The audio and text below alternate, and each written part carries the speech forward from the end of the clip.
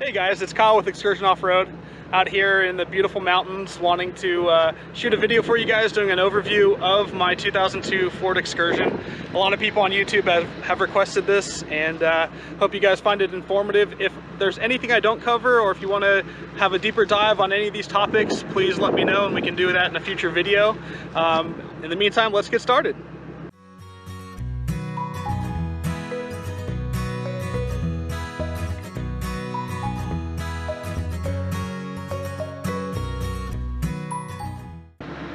So first of all, my vehicle is a 2002 Ford Excursion XLT 4x4. I bought it just over a year and a half ago, and when I purchased it, it only had 120,000 miles on it. I searched far and wide around Southern California to try to find an Excursion that was clean, that wasn't abused, preferably a single owner before me, and this is the one that I ended up with.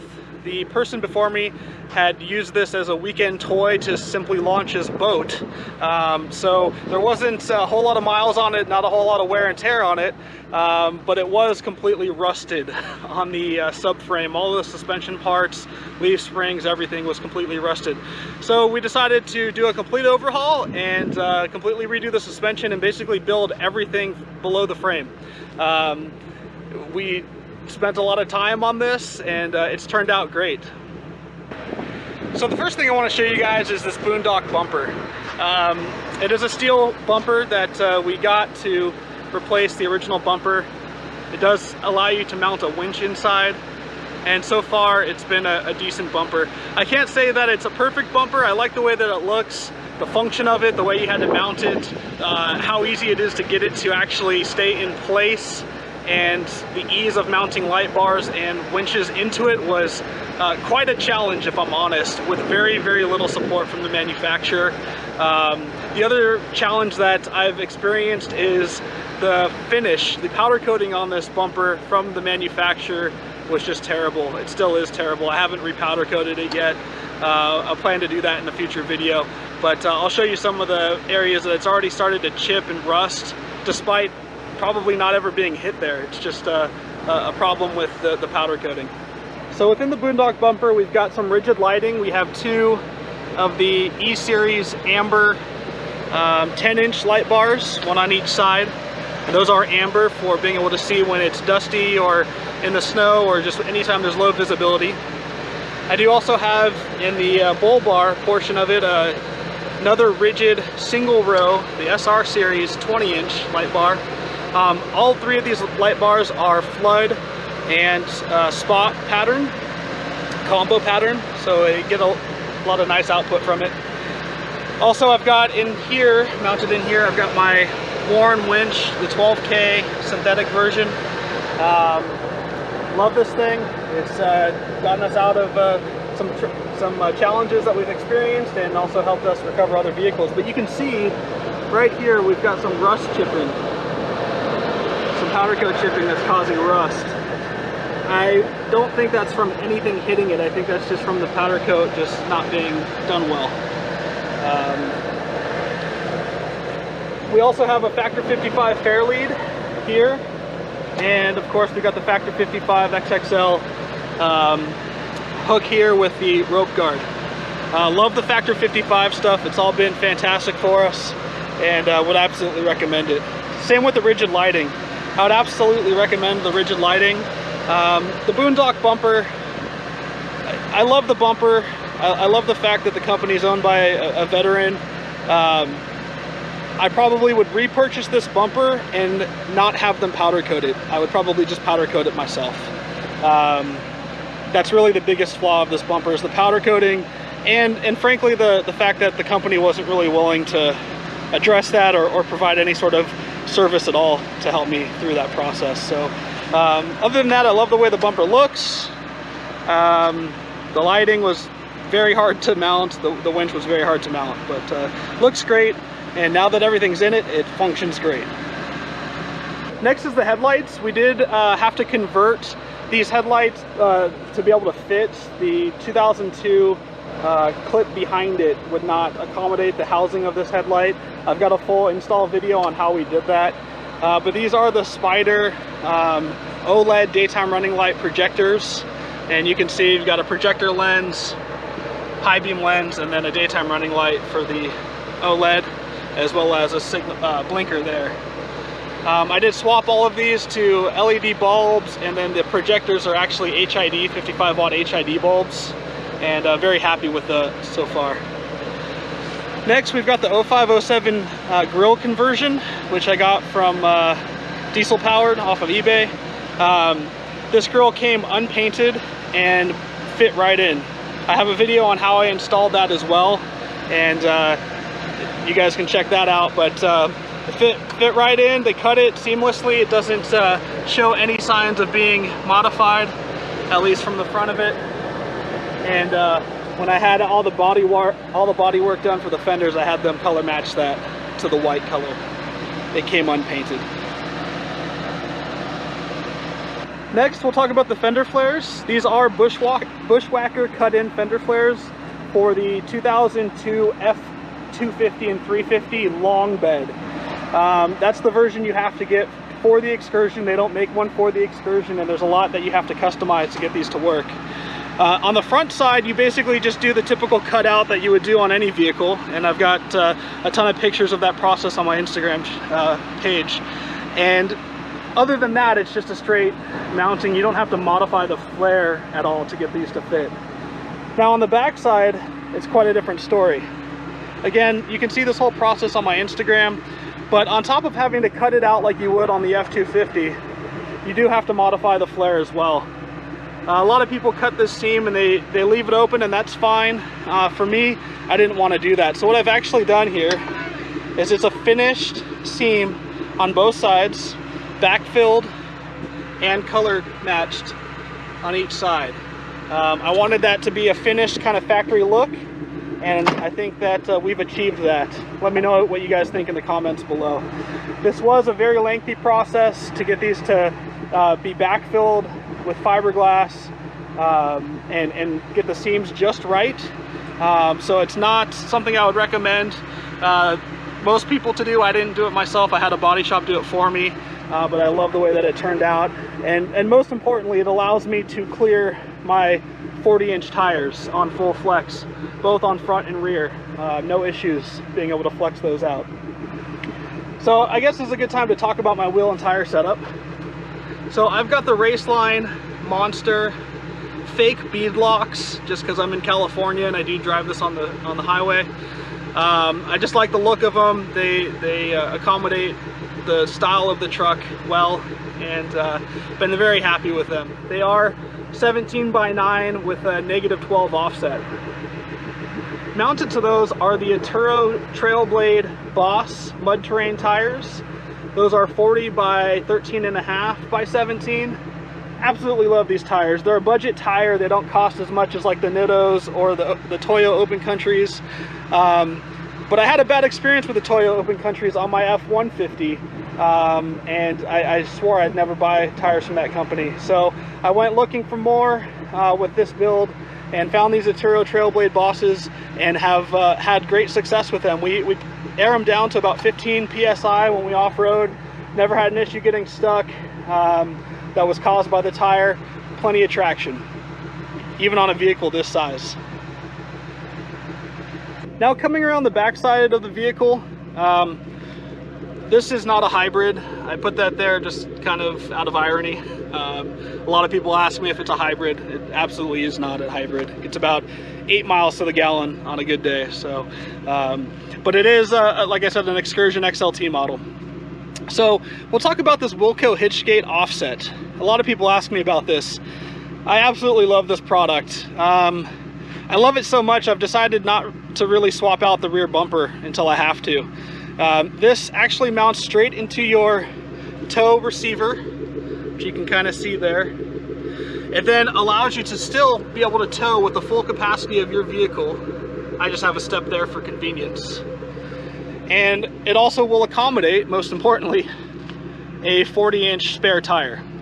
That was the big thing for me, is a lot of the bumpers that fit on this vehicle will only accommodate a 37-inch tire without custom fabrication.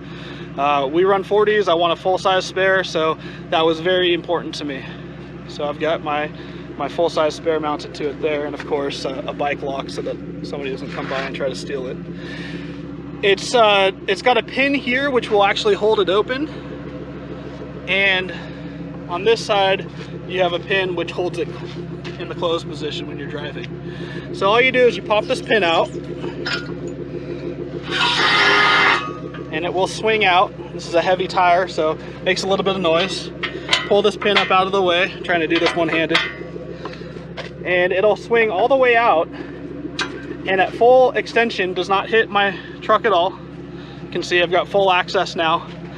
And equally as importantly, I've got the ability to open the back doors all the way as well. So you can see with the back doors all the way open, it's not hitting the tire on my 40. It's really important to me. I really like this product. I recommend it to anybody who's looking to add a fifth full-size spare on the back of their vehicle. You also have the ability to relocate your license plate here, and you can see that that actually causes the license plate to be the lowest part on the rear side of the vehicle, and there's been plenty of times that I've bent this thing completely flat. So just something to be aware of.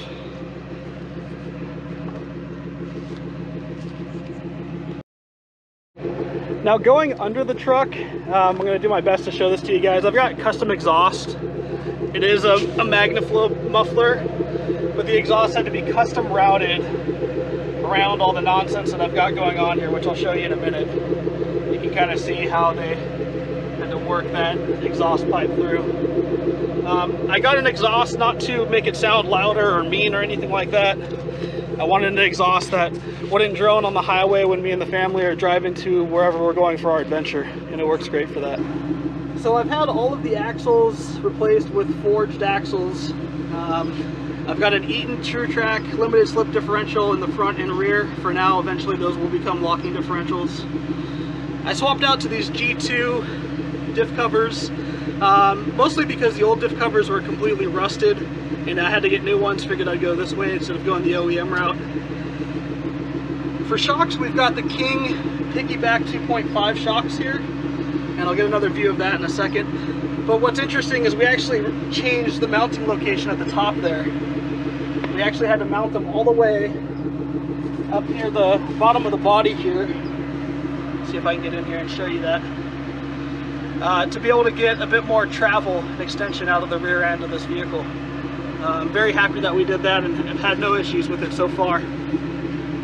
As far as leaf springs, these are an Atlas leaf spring pack. You'll notice we still have lift blocks in here for now. I haven't had any issues with flex whatsoever, but there is a bit of axle wrap that comes with running blocks, as everybody knows. Eventually I will be swapping out to the full traction RTLS rear end, but we're not able to do that currently. Here's another angle of the King 2.5 piggyback shocks in their mounting position on both sides.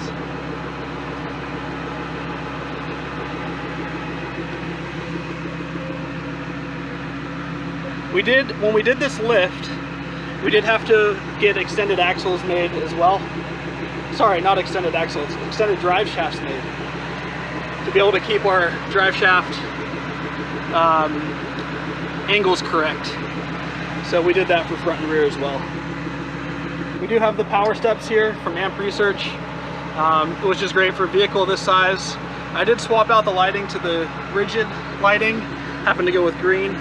Just a lot brighter, a lot more reliable than the stock lights that come from Amp Research. And what you'll notice is when they go up, they tuck completely up under the body. So they're not obstructing anything. Eventually those will go away for some real rock sliders, but right now with my kids being so young, we're not doing any crazy wheeling more than what you see on my channel. On the front here, we did replace the hubs with the locking Warren hubs. We did actually, see if I can find this, we did actually block off all of the vacuum lines for the factory actuator, so that's no longer in part of this, and been happy with it so far. You have to lock it manually, but when they lock, they lock. When they're unlocked, they're unlocked. Very happy with it. So let's talk about the front suspension. You'll notice that there's no leaf springs up here. This is a kit that's made by a company in Bakersfield, California called Ford Traction. It is their 8-inch lift kit, and I've been very, very happy with it. You'll notice that instead of having leaf springs, we do have coilovers, in this case King 2.5 remote reservoir coilover, and a ton of new bracketry that goes with this kit. So you can see all of it here. It's all made and powder coated to the highest level possible. Very happy with this kit. It creates a great ride on and off-road. On-road it feels very smooth and almost like a Cadillac, if you will. Off-road it handles very well. You can see some more of the bracketry here for the sway bar links, all of that. Here's the front side. We do have a King steering stabilizer as well, which helps, especially with the 40s rolling down the highway here. So up on top we've got the Rhino Rack Pioneer platform. I'm very happy with that. For our roof rack, I'm going to be getting some accessories to be able to mount some more things to it. Right now we've got our rigid light bars mounted to it. This is a 30-inch bar. It does have the backlight, which is amber as well, which looks nice at night. You can see the rack is very straightforward. It mounted straight into the stock rack rails, if you will. And between me and my wife, took only a few minutes to get it mounted once it was assembled. You also notice on the front here we've got another rigid. This is a 50-inch light bar with the backlighting in amber as well. And I actually got a little bit of redneck engineering with this and found this light bar mount that actually works with magnets, which got the position of it a little better for what I wanted. You'll notice that when you mount a light bar to your roof, especially at the front of your windshield, like right here, you'll get a big glare off of your hood, especially at night. Because the light bar is mounted so far back on the body, it actually gets no glare on the windshield or the hood and completely illuminates the front of the vehicle. It's meant more for distance lighting than anything else, and it works great for that. Our light bars on the front here, we got the spot flood in a single row and the spot flood of the amber dual rows. And with all of this lighting, plus the headlights, I have no issues seeing where I'm going. And then lastly, I did replace the tow mirrors. We upgraded to, I think it's an 07 style tow mirror. These are just ones I got off of Amazon for 150 bucks. They work great. We got amber turn signals in, running lights, and mounted right where the stock ones did with no modification required. So that's the overview of my 2002 Ford Excursion. If you have any questions, please leave them in the comments below. If there's anything you want me to dive deeper on, happy to do so in a future video. Just let me know. I hope you guys enjoyed this video, and thanks for watching.